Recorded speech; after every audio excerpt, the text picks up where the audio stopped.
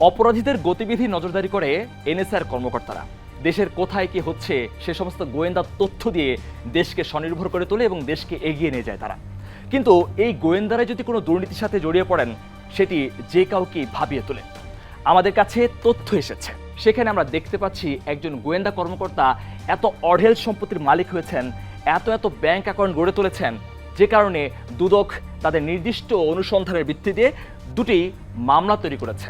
এবং মামলা দুটি এজাহারের পর আমরা সেই তথ্যের ভিত্তিতে দেখতে চাই কি পরিমাণ সম্পত্তি তৈরি করেছেন সেই এনএসআই কর্মকর্তা আকরাম হোসাইন। আমাদের কাছে যে সমস্ত নথিপত্র এসেছে তার মধ্যে আমরা প্রথমে দেখতে চাই জ্ঞাত আয় বহির্ভূত সম্পদের কিছু তথ্য। প্রথমে বলা হচ্ছে এই আকরাম হোসেন তার নিজের নামে ৬,৭০,০০,০০০ টাকা জ্ঞাত আয় বহির্ভূত সম্পদ অর্জন করেছেন এবং তার স্ত্রীর নামে ২১ লাখ টাকা দেখানো হয়েছে। এবং সম্পদের যে বিবরণী আছে সেখানে তিনি তথ্য গোপন করেছেন ১,২১,০০,০০০ টাকা। এই যে বিশাল পরিমাণ একটি সম্পদ তিনি অর্জন করেছেন, যদিও তার দাবি ব্যবসায়িক প্রতিষ্ঠানের মাধ্যমে তার এত সম্পত্তি হয়েছে। তার বিরুদ্ধে ঢাকা এবং ঢাকার বাইরে বেশ কিছু সম্পত্তির কথা বলা হচ্ছে। আমরা একটু দেখতে চাই, ঢাকায় আছে তার একাধিক ফ্ল্যাট, দোকান ও জমি। ঢাকার বাইরে নাটোরে আছে তার বাড়ি এবং জমি। এর বাইরেও কক্সবাজার সেন্ট মার্টিন দ্বীপেও তিনি জমি কিনেছেন, সেটি ব্যয়বহুল। এই সমস্ত জমি অর্থাৎ স্বাভাবিকভাবে যে কেউ কিনতে পারে না। তাছাড়াও সাভারের বিরুলিয়ায় তার কাছে ৬.৫ তলার একটি বাণিজ্যিক ভবন আছে। এই ৬.৫ তলা ভবনের মধ্যে তিনি যে সমস্ত কারখানা গড়ে তুলেছেন সেখানে বিশাল পরিমাণের সম্পত্তি গড়ে তুলেছেন বলে দুদকের অনুসন্ধানে পেয়েছে।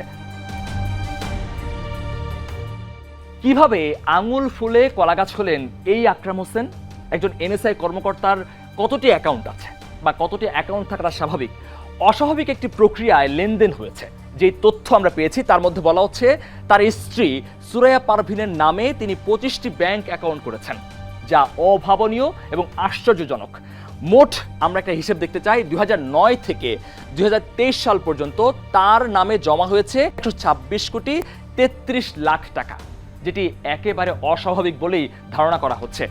এবং তোলা হয়েছে এই একই সময়ের মধ্যে ১২৫,২৫,০০,০০০ টাকা, অর্থাৎ ১২৬ কোটি থেকে ১২৫ কোটি, ১ কোটি টাকার আশেপাশে কম লেনদেন হয়েছে। এটি কি স্বাভাবিক কিনা একজন এনএসআই কর্মকর্তা কিংবা তার স্ত্রীর, সেটি কি সম্ভব কিনা আদতে?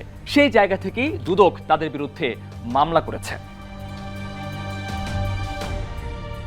এই এনএসআই কর্মকর্তা দায়িত্ব পালনকালে অনেক ব্যবসায়ীকে তিনি জিম্মি করেছেন বলে অভিযোগ আছে এবং সেখান থেকে তিনি তার সম্পত্তি অর্জন করেছেন। আমাদের কাছে তার জমি জমা কেনার ২০১৪ থেকে ২০২০ সালের একটি খণ্ডাংশ আমরা উপস্থাপন করছি।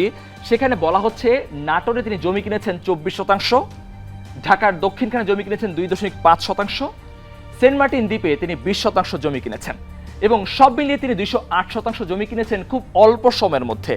একজন এনএসআই কর্মকর্তা একজন দায়িত্ববান কর্মকর্তা থেকে, অর্থাৎ তিনি যে পরিমাণ সম্পদ অর্জন করার কথা তার থেকে বেশি সম্পদ যখন অর্জন করেন তখন সন্দেহ জাগে। দুদক কর্মকর্তারা অনুসন্ধানে বেরিয়ে এসেছে যে এই সমস্ত সম্পত্তি তিনি জ্ঞাত আয় বহির্ভূত কিংবা দুর্নীতির মাধ্যমে করেছেন।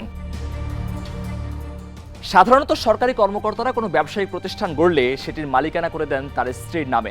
এমনটি এখানে হয়েছে। সুরাইয়া অর্থাৎ তার স্ত্রীর নামে তিনি দুটি প্রতিষ্ঠান করেছেন, একটির নাম স্টার ইলেকট্রা ওয়ার্ল্ড, আরেকটি Lira tours and travels limited. এই দুটি প্রতিষ্ঠানের নামেই এত শত কোটি টাকা ট্রানজ্যাকশন হয়েছে বলে ধারণা করছে দুদক। সেখানে সুরাইয়ার নামে দেখানো হলো ব্যবসা প্রতিষ্ঠানের যে ব্যাংকিং লেনদেন সেটি করেছেন তার স্বামী আকরাম হোসেন, অর্থাৎ আমাদের এই যে নথিপত্র এসেছে যার বিরুদ্ধে এনএসআই কর্মকর্তা সেই আকরাম হোসেনের বিরুদ্ধে। সম্পদের ফিরিস্তি সব তুলে ধরা কঠিন হয়ে পড়েছে। এত সম্পত্তি তিনি গড়ে তুলেছেন নামে বেনামে, মূলত স্ত্রী নামে বেশি করেছেন।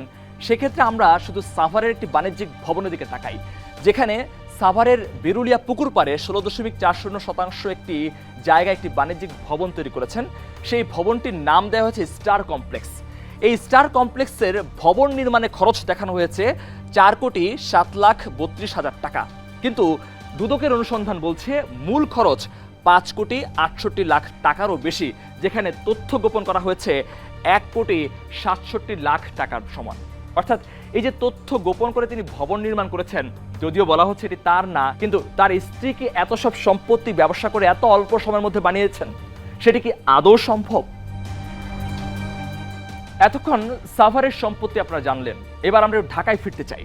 ঢাকায় তিনি থাকেন মিরপুরের সেনপাড়ায়। সেখানে তিনি 3টি ফ্ল্যাট কিনেছেন 1500 বর্গ ফুটের। একই সাথে তার বাণিজ্যিক জায়গা আছে 1650 বর্গ ফুটের একটি। তিনি মেগা হারবার নামে একটি ভবন করেছেন, যার সম্পত্তির মূল্য দেখিয়েছেন 22 লাখ টাকা। কিন্তু মিরপুরে কি এত কম টাকায় জমি মেলে? আসলে কি এটি সম্ভব? একই সাথে মিরপুরে তার 100 বর্গ ফুটের একটি দোকান রয়েছে, যেখান থেকে তার আয় রয়েছে কয়েক লাখ টাকা। এই যে এত সব সম্পত্তি তিনি গড়ে তুলেছেন, এ সমস্ত সম্পত্তির ব্যাংক হিসাব দেখানো হয়েছে তার স্ত্রীর নামে, অথচ লেনদেন করেছেন তিনি নিজে, এমনটা বলছে দুদক। এত সব দুর্নীতির ফিরিস্তি যার বিরুদ্ধে, সেই আকরাম হোসেন ও তার স্ত্রীর বিরুদ্ধে 2টি মামলা করেছে দুদক। তদন্ত সাপেক্ষে তো ব্যবস্থা নেওয়া হবে, কিন্তু এত বড় পদে থেকে এমন দুর্নীতি ভাবিয়ে তুলেছে পুরো জাতিকে। মহিউদ্দিন মধু, যমুনা নিউজ, ঢাকা।